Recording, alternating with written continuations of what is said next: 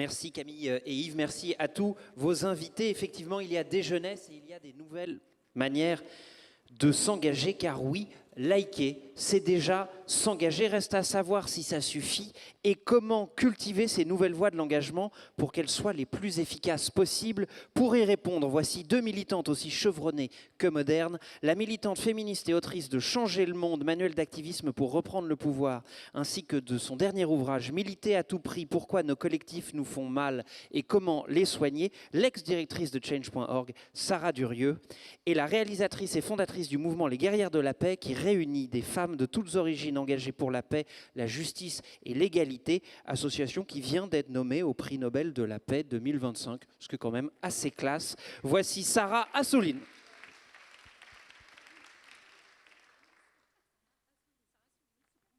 Oui, j'ai mixé. Oui, elle s'appelle pas du tout Sarah. Elle s'appelle Anna. Voilà.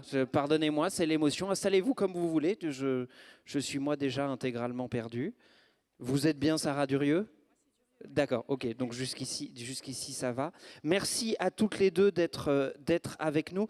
Sylvain Henri Cissé ne peut malheureusement pas être avec nous cet après-midi. Il a une urgence personnelle, mais il tenait quand même malgré tout à vous saluer par ma voix. Sarah, je voudrais que nous commencions par faire un petit panorama des nouvelles manières de militer, justement. Change.org, que vous avez dirigé, est la première plateforme de pétition en ligne, surtout par la taille notamment. Il y a énormément de pétitions qui s'y passent. Est-ce que ça a changé la manière de militer ? Une pétition, ce n'est pas nouveau en soi, mais est-ce que le fait que ce soit des errements accessibles, en ligne, permanents, ça a vraiment tout changé ? Absolument. Et d'ailleurs, j'avais envie de réagir sur les nouveaux modes d'engagement. Moi, quand j'ai commencé à travailler chez Change.org, c'était en 2012. La plateforme avait été lancée en 2007. Donc, on voit que ça fait presque 20 ans. Donc, c'est intéressant comment on continue à voir ces modes d'engagement comme des nouveaux modes d'engagement. Et je pense que c'est lié à deux raisons. D'abord, peut-être qu'on n'a pas une prise suffisamment importante sur ces modes d'engagement qui nous effraient, qu'on ne sait pas comment les décrire, les utiliser, mais aussi parce qu'ils se renouvellent en permanence. Et je pense que c'est aussi ça, la rapidité des nouveaux outils. On le voit avec l'IA aussi aujourd'hui. Finalement, les modes de militantisme qui utilisent le digital, normalement, ils évoluent très, très rapidement. Alors, qu'est-ce que ça a apporté ? Moi, je pense que c'est important d'expliquer que les réseaux sociaux en particulier, la plateforme Change.org comme un des exemples, ont permis finalement une désintermédiation. Et je pense que c'est intéressant aussi dans cette enceinte du CESE où en fait on a la société civile organisée qui est représentée, de se poser la question de l'importance de la désintermédiation dans une période extrêmement complexe où on a des enjeux extrêmement importants, des challenges mondiaux, locaux, d'avoir la capacité à entendre aussi des expériences de vie qui nous permettent d'informer aussi nos prises de décision. Donc finalement, le digital a permis à chaque personne concernée par un problème de prendre la parole et d'expliquer en quoi il ou elle pensait qu'il y avait une résolution à apporter. Donc ça, c'est très important dans une société démocratique dans laquelle aussi les corps intermédiaires sont très attaqués. On le voit aujourd'hui qu'à la fois, on peut se dire que le digital apporte beaucoup de division, beaucoup de polarisation, on en parlera peut-être tout à l'heure, mais ça apporte aussi une voix à des personnes qui ne peuvent pas l'apprendre autrement et qui donc peuvent challenger, entre guillemets, le statu quo. Et ça, c'est important, ce changement, pour moi, il a été assez fondamental. Et puis la deuxième évolution, je pense, c'est la capacité d'autonomisation politique. C'est-à-dire que les réseaux sociaux ont permis à des gens de se former sur des sujets de fond. Si on n'a pas fait Sciences Po, si on n'a pas fait une grande école, aujourd'hui, en allant sur les réseaux sociaux, on peut quand même apprendre des choses sur l'égalité femmes-hommes, sur la question du climat. Donc, c'est assez intéressant de se dire qu'aujourd'hui, ces modes d'engagement, ils n'ont pas juste produit de la campagne politique, ils ont aussi produit finalement de l'éducation populaire. Et ça, c'est très intéressant à garder. Et puis, la dernière chose, je pense qui est assez importante, c'est que finalement, il y a eu aussi un apprentissage de l'influence politique. Je me rappelle à l'époque, quand j'ai commencé à travailler chez Change.org, on expliquait tout juste aux gens qu'il fallait mettre le nom du ministre concerné dans la pétition pour que le ministre puisse être informé. Aujourd'hui, on le voit tous les jours, je ne sais pas si vous utilisez des réseaux comme Instagram ou comme TikTok, où on va taguer le ministre, la ministre, le ou la députée pour l'interpeller sur ce sujet. Donc on peut voir que finalement, il y a un intérêt aussi à comprendre comment fonctionne la vie politique. Pardon, comment on peut l'influer, notamment via ces réseaux très connectés. Donc en gros, pour moi, c'est ça les changements fondamentaux. Mais dans ces changements fondamentaux, est-ce qu'on ne perd pas une dimension parfois d'efficacité? Vous le rappeliez à l'instant, il y a désormais des campagnes virales permanentes, chaque journée a sa cause, chaque ministre doit être tagué un nombre de fois incalculable, avec une pensée pour les équipes, puisqu'il est quand même assez évident que ce n'est pas le ministre ou la ministre qui va à chaque fois gérer son compte. Donc est-ce qu'on ne perd pas une dimension qui était celle du temps long et donc peut-être de l'efficacité? Alors oui et non. Je suis très normande, j'aime bien faire des réponses avec deux parties. Je dirais que l'important aujourd'hui, c'est de se poser la question comment le pouvoir politique et plus généralement la société civile organisée, elle s'empare de ce mode de fonctionnement, de ce mode d'engagement. Parce qu'il existe, il ne va pas changer, il va probablement s'amplifier. Et d'ailleurs, à l'époque, on avait travaillé avec le CESE, quand j'étais chez Change.org, sur la reconnaissance de ces pétitions en ligne, comment le CESE pouvait en faire usage, comment il pouvait les intégrer aussi dans les avis qui étaient rendus. Donc la question pour moi, c'est comment plutôt, en tant que société civile organisée, en tant que militant associatif, en tant que responsable politique, on prend en charge en fait cette expression pour en faire une solution politique. C'est pas très différent de la manière dont les gens s'exprimaient avant dans la rue. Aujourd'hui, on a juste d'autres moyens d'engagement, mais la question, elle est toujours la même. Comment est-ce que le politique prend en charge et transforme en politique publique qui servent l'intérêt général. Donc, la question qui se pose par contre, c'est comment ce nouveau mode d'engagement qui est très réactif, qui est beaucoup dans l'urgence, pousse aussi parfois, je dis le politique, vous aurez compris au sens large du terme, pousse le politique à gérer ça plus comme de la communication de crise. Et ça, pour l'avoir vraiment vu et expérimenté chez Change.org, mais pas que, on a vraiment beaucoup de situations où finalement l'engagement digital, il est vu comme une crise à gérer qui va passer, plutôt qu'un vrai signal qui peut nous aider à trouver des politiques publiques qui sont adaptées. Je pense notamment à la manière dont le mouvement des Gilets jaunes s'est constitué, où ça a commencé par une pétition, des messages sur Facebook, etc. Et donc finalement, la prise en compte de ce fait politique, quand même un fait politique majeur dans notre époque moderne, elle a pris beaucoup de temps. C'est-à-dire que recevoir des personnes qui sont issues de ce mouvement dans les ministères, où je sais, François de Rugy avait reçu le premier, je crois, des personnes du mouvement des Gilets jaunes, ça a pris un certain temps, justement parce qu'on a géré ça aussi beaucoup comme une crise médiatique plutôt que comme une vraie crise politique. Je pense que c'est à nous, encore une fois, pour conclure là-dessus, c'est à nous, société civile organisée, militants associatifs, d'organiser cette expression pour la rendre efficace. Et justement, puisque vous faites mention de toutes ces personnes qu'on va taguer 1000 fois sur les réseaux sociaux, peut-être que la question, c'est nous, militants associatifs, comment on crée des liens, je dis militants associatifs ou personnes de la société civile, on crée des liens entre ces personnes qui s'engagent sur les réseaux sociaux et nos organisations, entre cette expression populaire et notre travail de plaidoyer, entre la manière dont on va parfois organiser des consultations citoyennes qui sont très importantes, il y en a beaucoup ici qui se passent, mais du coup comment on les relie à l'expression qui peut être en ligne. Voilà, pour moi c'est plus une question de designer l'infrastructure pour prendre en compte ce mode d'engagement et pour le rendre encore plus efficace. C'est donc la question du relais qui se pose. Pour que ce relais soit efficace, il faut que les campagnes soient mobilisatrices, il faut que le signal soit très fort. Et comme vous nous l'indiquiez, la massification des campagnes implique aussi une forme de nouvelle grammaire. Si les gens se mobilisent par et pour les réseaux sociaux, alors il faut passer par les réseaux sociaux, qui fonctionnent énormément par la vidéo. Et donc je me tourne vers vous, Anna. Pardon, j'ai écorché le prénom de mon invité, c'est mal. Anna, vous êtes réalisatrice. Avant d'avoir fondé les Guerrières de la Paix, vous tournez un documentaire de ce nom-là en 2018 pour la chaîne parlementaire. Comment est-ce que vous faites le lien? Est-ce qu'aujourd'hui, par exemple, les gens viennent encore à vous par la vidéo, c'est-à-dire par le documentaire en soi, ou est-ce que vous avez déjà fait, comment dire, ce saut méthodologique désormais? C'est l'association qui est en elle-même force de traction, où la vidéo reste avant tout votre modalité première?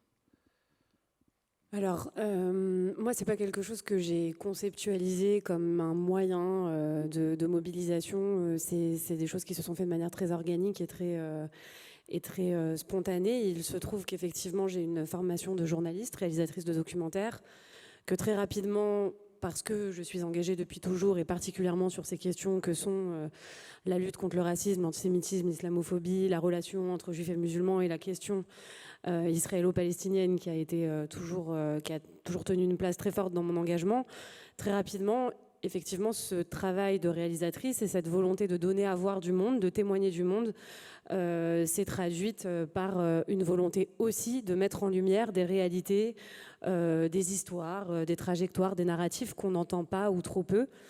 Donc effectivement, il y a eu ce premier film, il y en a eu un deuxième, un troisième qu'on a fait aussi cette année. Et à chaque fois, ils font écho et se nourrissent avec nos engagements et avec le travail qu'on mène avec les guerrières de la paix. Donc c'est pas tellement un moyen qui a été choisi de manière pas conceptuelle, parce que c'est jamais conceptuel, mais en tout cas de manière stratégique. C'est vraiment des choses qui se sont fait écho de manière assez naturelle.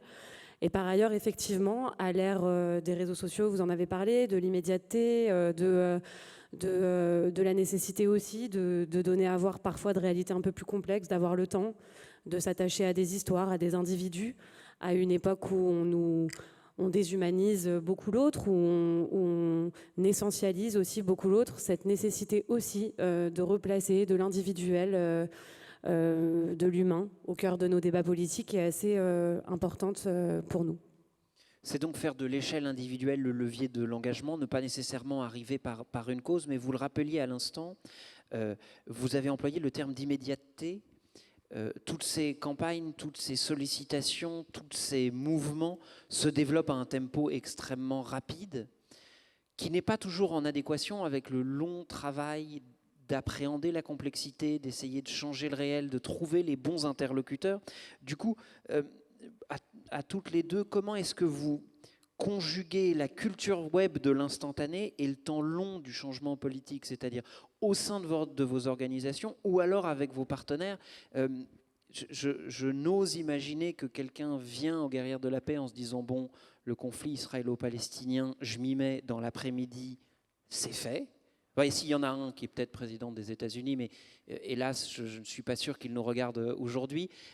Donc, comment est-ce que vous acculturez de cette vitesse-là et comment éventuellement vous acculturez celles et ceux qui vous rejoignent à la réalité parfois longue du changement politique et social? Waouh. Oui, Écoutez, j'ai on décidé essaye. de vous... En fait, non, mais c'est une bonne question. Après, la réalité des militants qui sont sur le terrain au quotidien, c'est qu'en fait, on fait aussi les choses de manière spontanée. On essaye de s'améliorer, on essaye d'utiliser de nouveaux outils, on essaye de toucher de nouveaux publics, mais on est dans l'action permanente. Donc, on essaye effectivement de faire en sorte que les réseaux sociaux soient pour nous aussi un moyen de mettre en lumière, comme je vous le disais, et des témoignages et des militants qu'on n'entend jamais, qu'on voit jamais, en relayant leur voix, en allant à leurs rencontres, en relayant les contenus que eux-mêmes d'ailleurs produisent, etc. Et puis il y a aussi la nécessité, et pour nous c'est devenu quasiment vital, de conserver absolument des espaces de rencontres et de dialogue dans la vie réelle. C'est-à-dire que sans ça, je pense que notre mouvement, et c'est le cas je pense pour beaucoup d'autres, n'aurait jamais tenu, et particulièrement depuis 2 ans. Donc la nécessité de se rencontrer, de se regarder dans les yeux, d'écouter l'autre, de se mettre à sa place, d'entendre une réalité qui parfois nous dérange, qui parfois nous bouscule, qui parfois nous pousse un petit peu dans nos retranchements, nous pousse à penser contre soi, contre son clan, contre les siens. Tout ce travail-là, il se fait quand même beaucoup dans la vie réelle et il faut continuer de le mener dans la vie réelle. Donc nous, on essaye de jongler entre tous ces terrains d'action que sont à la fois cette action en ligne qui est indispensable aujourd'hui, mais aussi la nécessité de se mobiliser, de se rencontrer, de se parler, d'aller sur le terrain. C'est un truc aussi qui est très important pour nous. On a organisé plusieurs fois des voyages sur le terrain, à la rencontre des concernés, à la rencontre de ceux qui vivent la réalité de la guerre dans leur chair. Donc toutes ces choses-là s'articulent, si vous voulez, de manière assez spontanée, parfois bordélique. Il y a encore des choses à structurer dans les guerres de la paix. D'ailleurs, on demande souvent des conseils à Sarah. Mais voilà. Sarah, justement, dans ce rôle de conseil que vous avez, comment est-ce que vous permettez aux organisations et à celles et ceux qui le rejoignent de mettre leur tempo en harmonie, c'est-à-dire une fois qu'on a fait émerger une pétition, à l'époque sur Change quand vous y étiez, qu'on a l'impression qu'elle est montée dans les médias, qu'un ou une ministre s'en est emparé et dit oui, c'est important, on va regarder. Bon, une fois qu'on en est là, il peut y avoir peut-être une frustration chez les militants et les militantes. Comment vous les conseillez-vous pour cette étape d'après ?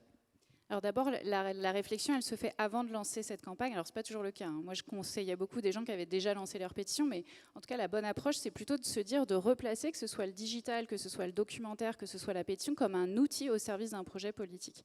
Donc la première chose à se dire, c'est qu'est-ce qu'on veut atteindre ? C'est quoi notre objectif final ? Une politique publique qu'on veut voir changer, une pratique qu'on veut voir être instaurée dans des organisations, voire des entreprises, etc. Et puis ensuite, on se dit, qui sont les forces en présence ? En gros, je vais vous schématiser en 2 minutes, il faut avoir une stratégie. Donc en fait, le vrai travail, pour moi, c'est un travail stratégique. Si on ne veut pas être frustré de nos engagements, notamment en ligne, c'est de se dire dans quelle stratégie ils s'inscrivent. Donc avoir une stratégie, c'est comprendre les forces en présence. Peut-être que ça n'a pas de sens de taguer quelqu'un sur Instagram alors qu'il n'y passe jamais de temps. Par contre, pour donner un exemple, il y a beaucoup... En fait, je ne vais pas donner l'exemple pour ne mettre personne, mais il y a beaucoup de responsables politiques qui regardent beaucoup leur Instagram ou beaucoup leur Twitter ou beaucoup leur LinkedIn. Et donc, c'est intéressant de se dire qui est-ce qu'on veut influencer, qu'est-ce qui est important pour cette personne et du coup, quels outils je mets en œuvre. Je trouve que Anna a fait un travail très intéressant avec les guerrières de la paix, c'est qu'elle conçoit que c'est un sujet qui est polarisant par essence. Et donc, l'outil principal, c'est le film, parce que le film donne plus de temps, donne plus de profondeur pour, comme elle l'a dit, créer des personnages. Donc la réponse, entre guillemets, que je donne aux personnes que j'accompagne, c'est de se dire, on va repartir sur la stratégie. Qui est-ce qu'on essaye de faire changer ? Qui a la possibilité de choisir aussi, de faire ce choix ? Comment on peut le faire changer ? De quoi cette personne a besoin ? De quoi nous, on dispose, dont cette personne a besoin ? Est-ce qu'elle a besoin de voix pour la prochaine élection ? Est-ce qu'elle a besoin de soutien sur les réseaux sociaux ? Est-ce qu'elle a besoin de vendre ses produits, par exemple ? Et ensuite, on réfléchit à des outils. Et ça peut être des posts sur les réseaux sociaux, ça peut être de la vidéo, ça peut être autre chose. Donc je pense que c'est important, à la fois pour nous dans l'analyse de quelles sont ces nouvelles voies de l'engagement, mais aussi en tant que stratège qui essayons de faire changer les choses, de se dire on replace les choses au bon endroit. Ce sont des outils, ce sont des moyens d'action, c'est pas une fin en soi. Et moi, en tout cas, ce qui m'inquiète un petit peu en ce moment, c'est qu'on a beaucoup d'organisations qui se structurent via les réseaux sociaux et qui du coup sont dans une bulle on le voit beaucoup, notamment sur la question Israël-Palestine, qui sont vraiment dans une bulle aussi où ils vont être en contact qu'avec des gens avec qui ils sont d'accord, et donc on renforce aussi la polarisation. Donc il faut vraiment réfléchir à c'est quoi notre matière, c'est quoi notre sujet, mais aussi comment est-ce qu'on fait en sorte d'être efficace, puisque vous me posiez la question de l'efficacité tout à l'heure, et d'utiliser les outils qui sont les plus adaptés par rapport à la situation dans laquelle on est et aux cibles, entre guillemets, politiques qu'on a. Sur des sujets aussi difficiles et aussi clivants, vous le rappeliez, effectivement, on pourrait penser assez vite que les structures rassemblent IRL, c'est-à-dire dans la vraie vie, des bulles de filtre que nous avons désormais tous et toutes autour des réseaux sociaux. Anna, comment on fait pour trouver des militants et des militantes qui ne sont pas des membres de cette bulle ? Est-ce que c'est là où ces moments de rencontre, comme vous le disiez, c'est-à-dire l'importance de ce qu'on appelle l'aller vers dans le langage militant, de recréer ces espaces de rencontre sur le temps long, permettent de briser ces bulles. En gros, une asso, c'est pas que ses followers. Oui, alors comment on fait pour les trouver ? Je pense qu'on est tous, même quand on n'en a pas conscience et même quand c'est des bulles qui ne sont pas aussi radicalement opposées que celles qu'on dépeint là, on est tous dans des bulles. Et les réseaux sociaux nous entretiennent dans ces entre-soi, dans des choses qui nous nourrissent en tout cas ce qu'on a envie de voir, etc. Ça a déjà été dit. Donc on sait comment ça marche. Donc là, si vous voulez, la nécessité dans cet espace-là, c'est de créer un nouvel espace.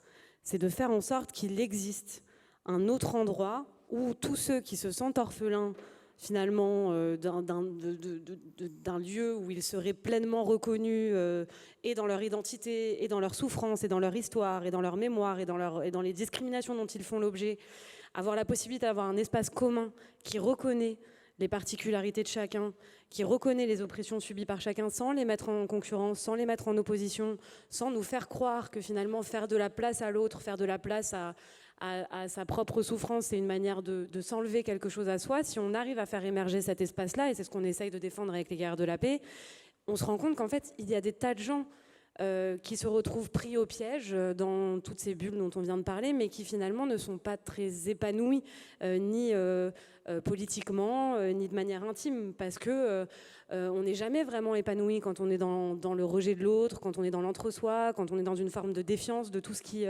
tout ce qui contrevient à nos propres narratifs ou idées. On est épanoui quand on est dans le partage, quand on est dans l'échange, quand l'autre nous apprend, nous grandit, etc. Donc je pense qu'il y a une nécessité de faire émerger de nouveaux espaces qui ne sont pas des espaces où c'est une nouvelle bulle qui se crée avec des gens qui sont tous d'accord, mais où il est possible de conjuguer nos différences, de conjuguer nos identités, de conjuguer nos histoires et encore une fois de faire comprendre que cette mise en concurrence perpétuelle nous mène tous collectivement dans nos combats, que ce soit dans les luttes antiracistes, féministes, que ce soit quand on parle d'Israël-Palestine, dans une impasse.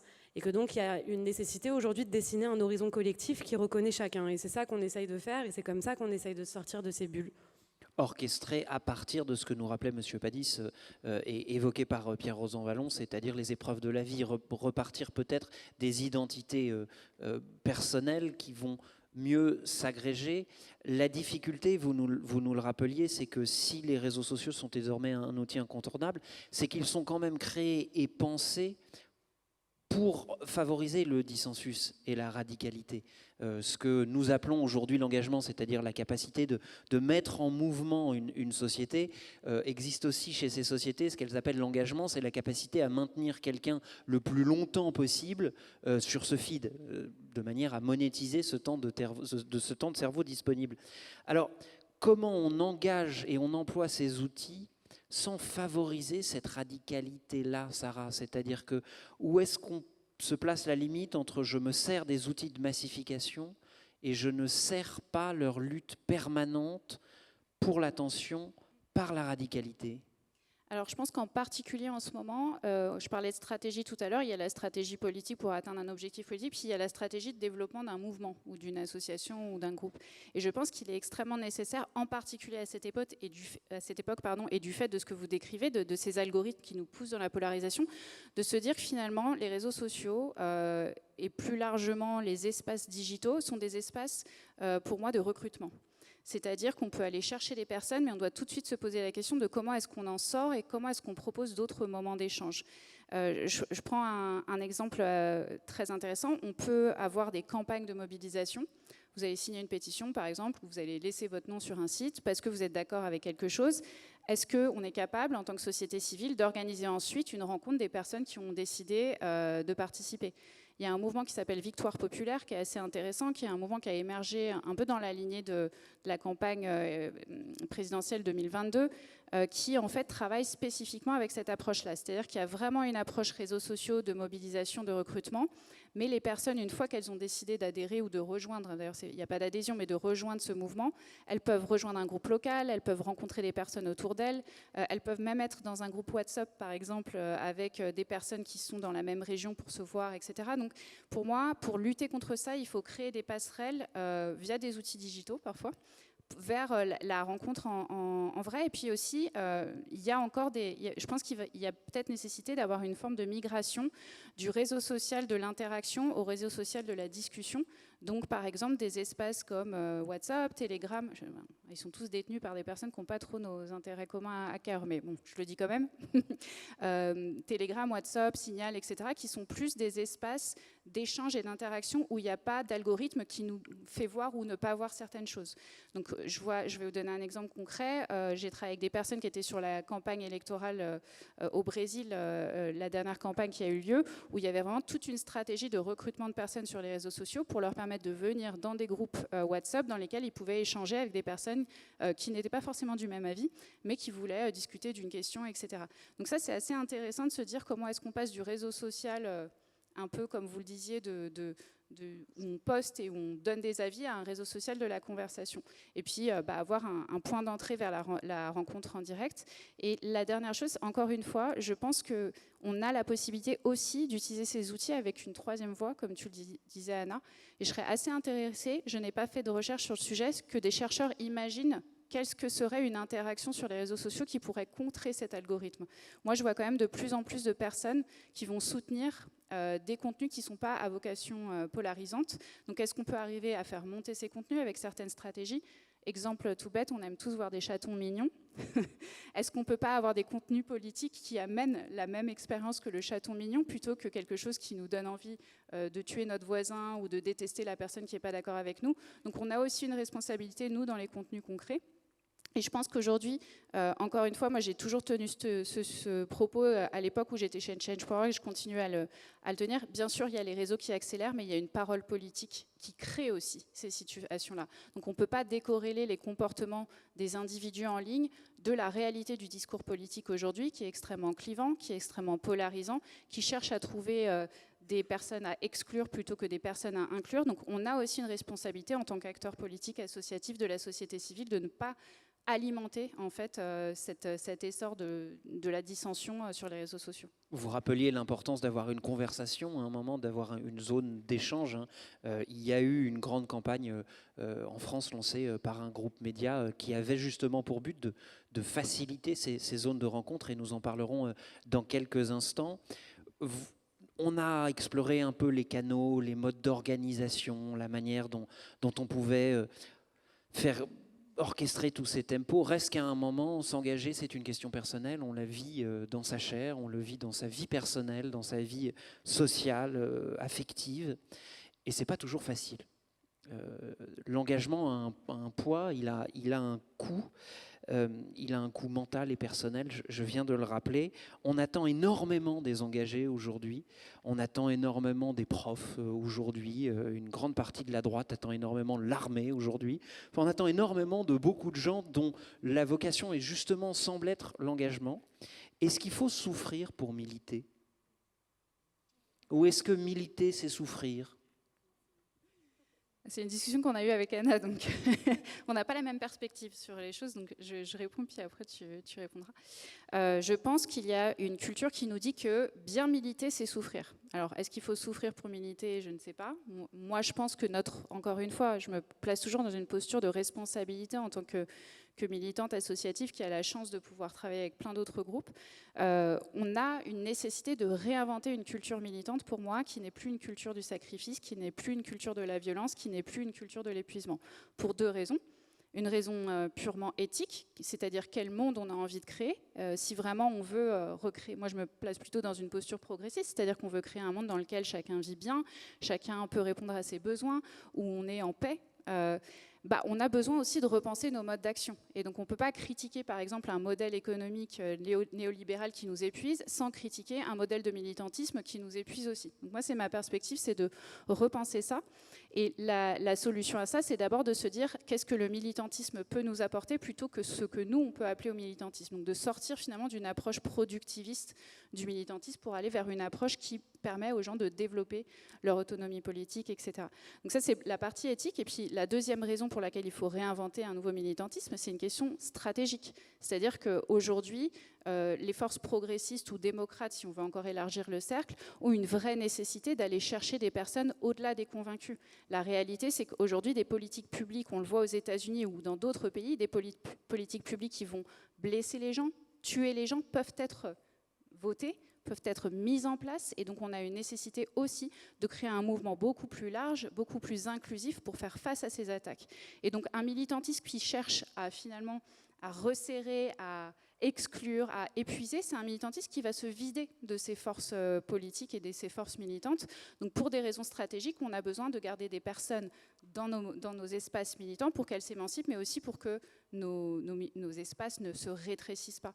Et je le dis parce qu'en fait, on parle beaucoup du turnover dans certaines entreprises qui ont de mauvaises pratiques managériales. Et il y a beaucoup de turnover aussi dans les espaces militants, dans lesquels les gens s'épuisent. Et d'ailleurs, quand je dis militant, je parle même du collectif associatif local. Moi, ma mère, elle est dans un collectif pour la forêt de Sénart. Elle a lu mon livre alors qu'elle n'est pas militante politique. Elle a dit, mais tout ce que tu décris, je le reconnais. Donc la question de l'engagement, c'est est-ce que l'engagement nous alimente? Est-ce que ça nous aide à nous sentir en autonomie? Est-ce que ça nous permet de faire grandir le mouvement? Et pour boucler avec ce que fait Anna, est-ce qu'on est capable aussi d'aller au-delà de nos cercles convaincus? Est-ce que militer, c'est trouver des gens avec qui on est d'accord, ou est-ce que c'est convaincre des personnes de trouver un chemin sur lequel on peut s'accorder, des objectifs communs, etc. Je pense que c'est très important, et en particulier dans la période actuelle, on a besoin d'avoir une société civile qui soit extrêmement solidaire, extrêmement organisée, pour éviter l'attaque sur nos droits, qui va être massive dans les années qui viennent et qui va continuer. Et donc ça nécessite d'avoir un militantisme qui ne nous épuise plus. Anna, c'est la même question. Il y a un burn-out militant, il y a aussi une aspiration à la pureté militante dans beaucoup de mouvements. Comment est-ce qu'on fait en sorte que s'engager pour les autres ne devienne pas une souffrance pour soi? Bon, Sarah a commencé avant de, avant de parler par dire qu'on n'était pas d'accord. En fait, évidemment, sur le fond, on est d'accord. La question, c'est est-ce qu'on arrive à le mettre en œuvre et est-ce qu'on arrive à se protéger? Bon, moi, il se trouve que vous avez compris, j'ai pas choisi le sujet qui est le moins source de souffrance. Et en même temps, je vais pas vous dire aujourd'hui que moi, je suis une pauvre militante qui souffre. Parce que j'ai aussi conscience de la réalité que vivent les gens pour lesquels précisément je m'engage tous les jours.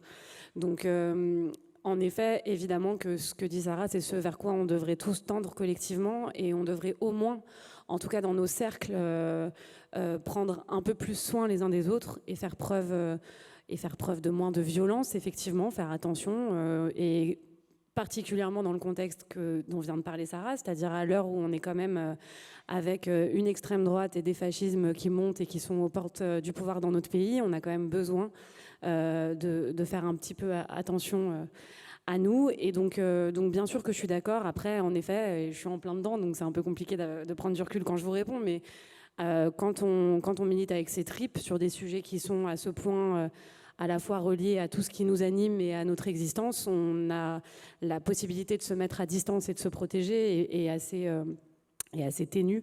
Donc on fait ce qu'on peut, et je crois que quand on parlait parce que la deuxième partie de ta question, Alexandre, portait sur la question de la pureté militante. Ça, c'est un gros sujet aussi, c'est-à-dire se reposer la question, je crois, de ce pourquoi on se bat. C'est-à-dire, est-ce que c'est ce qui nous aide aussi à sortir de nos bulles et à créer un front commun malgré des différences de point de vue, malgré des différences de sensibilité. C'est de se poser la question de fondamentalement ce qui nous anime et ce pourquoi on se bat. Si on est animé par un profond désir de changement, et que c'est ça qui nous obsède, c'est de faire changer les choses, c'est de trouver des solutions, c'est que ça s'arrête, c'est de sauver des vies, on est forcément dans une forme de pragmatisme qui ne peut que prendre en compte la nécessité parfois de la concession, de faire de la place à l'autre, d'essayer de travailler ensemble, quand on est dans une forme de pureté militante où on s'adresse effectivement qu'à son public, qu'à ses followers, que attention, je ne parle pas avec un tel, sinon je suis un traître, etc. Bon, évidemment, il y a des lignes rouges que je ne franchis pas aussi, et il y a des gens que je pense infréquentables avec lesquels il ne faut pas parler, mais je veux dire, il y a quand même aussi à un moment donné la nécessité de se dire que si on veut être efficace, si on veut vraiment faire avancer nos idées, on va être obligé de parler avec les autres. Si on ne se parle qu'à soi, on va aller nulle part. Et ça aussi, c'est un moteur pour s'engager, pour réussir à dépasser les clivages dans lesquels on veut nous enfermer. Mesdames et messieurs, Sarah Durieux, Anna Assouline.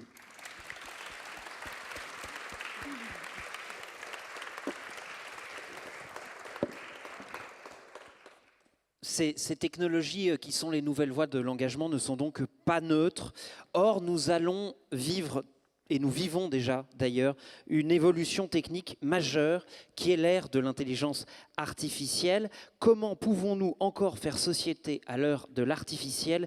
C'est cette question vertigineuse que nous pose notre prochaine intervenante, professeure en intelligence artificielle à Sorbonne Université, chercheuse au CNRS, autrice de l'IA Anjou-Démon et présidente de la Fondation Blaise Pascal. Voici Laurence de Villers. Je vous remercie pour cette invitation, et j'ai écouté avec grande attention ce qui était dit dans la table qui me précédait et celle qui était là avant aussi. Je crois qu'aujourd'hui, on confond pas mal de choses. On est en train de confondre innovation et progrès, c'est-à-dire qu'il ne s'agit pas d'être sur les réseaux sociaux ou d'utiliser toutes ces technologies pour progresser forcément.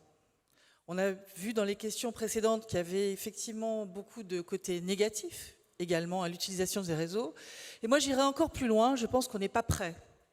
on est très mal éduqué, très mal formé à l'utilisation de ces outils. On a vu que c'était délétère dans les réseaux sociaux. Je suis désolée pour toutes les influenceuses d'ici, mais on voit quand même des aspects extrêmement délétères de l'utilisation de ces réseaux, avec une montée effectivement des extrêmes, une polarisation, et surtout pas de conversation, pas de négociation, pas de... Le temps pris pour dire j'aime, j'aime pas, il est vraiment infime. Ne me dites pas que les gens réfléchissent quand ils font ça. Donc, dire que quelqu'un est vraiment intéressant parce qu'il a un nombre de clics, je veux dire, c'est hallucinant. Vous aurez dit, enfin, peut-être que ça ne vous surprend pas, mais moi, je trouve ça hallucinant. Et pour autant, je suis pro-techno. J'ai passé toute ma carrière à travailler sur l'IA, l'intelligence artificielle, pour essayer de former. Donc, je suis professeur à la Sorbonne également.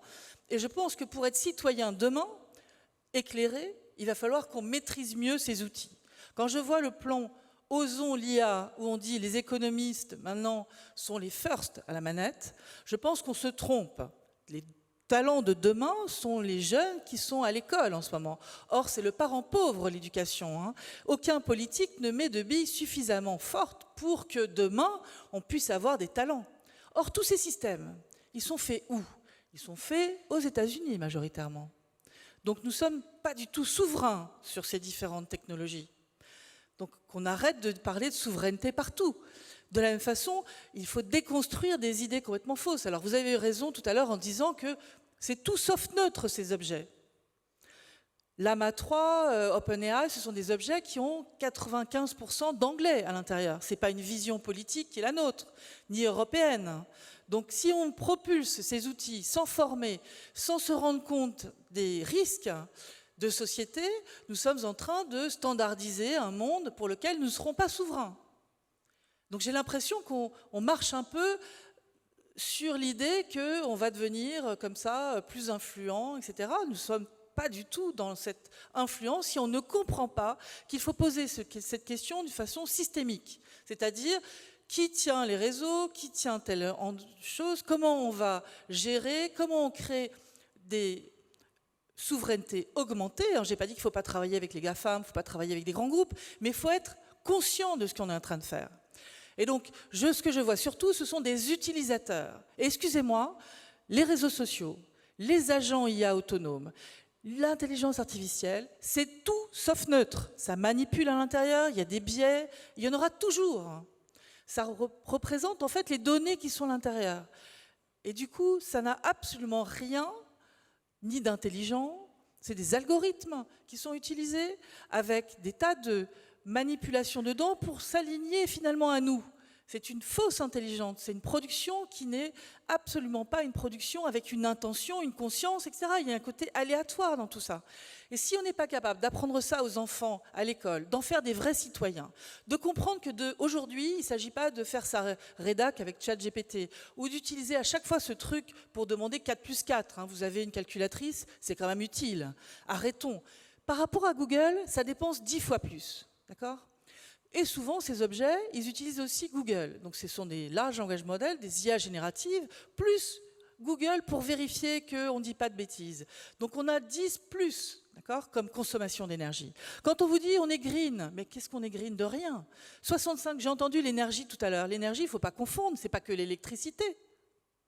En électricité, effectivement, on essaie d'avoir des énergies renouvelables et d'utiliser du nucléaire, mais ce n'est pas vrai pour la consommation d'énergie.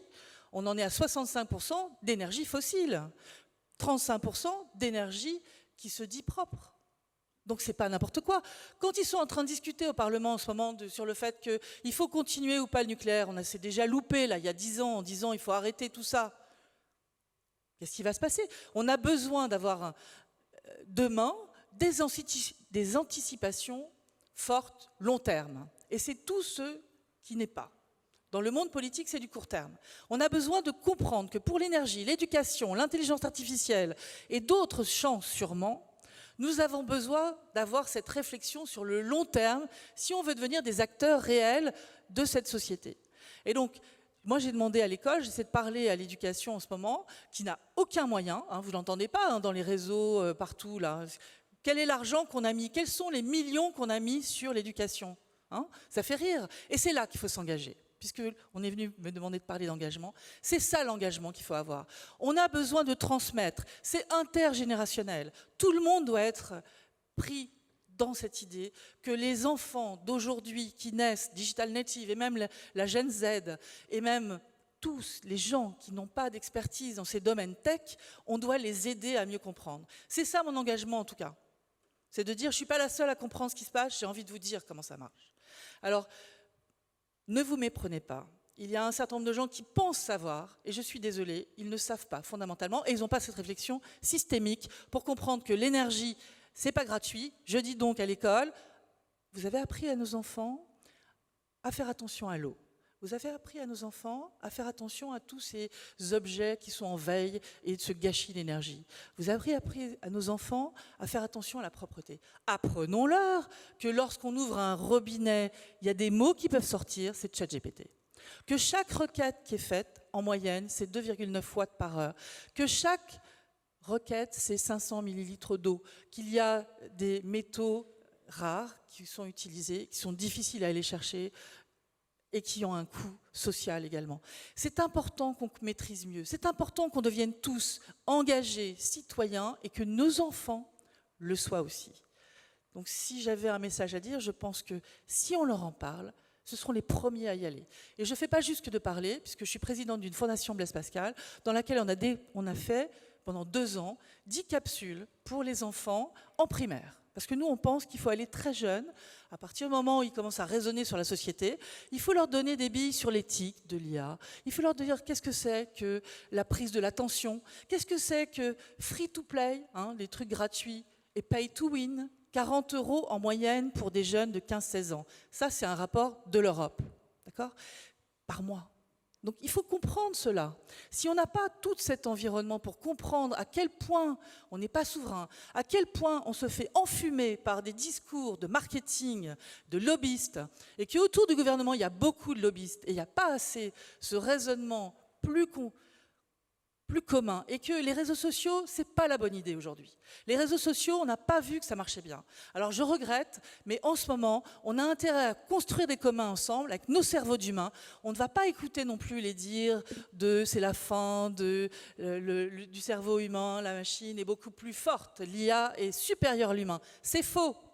L'IA est supérieure à l'humain pour faire des choses qui sont inhumaines, genre des calculs à haute dose.